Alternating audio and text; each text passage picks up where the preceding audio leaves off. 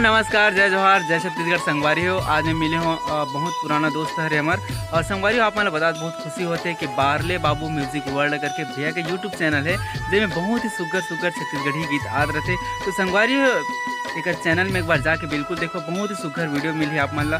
और जे मन हाँ अच्छा लगी तो बिल्कुल चैनल सब्सक्राइब कर दो और बेल नोटिफिकेशन दबा दो ताकि हर अपडेट हमारे भैया के मिलत रहे। बस मैं बना रहा हूँ। जय जोहार, जय छत्तीसगढ़।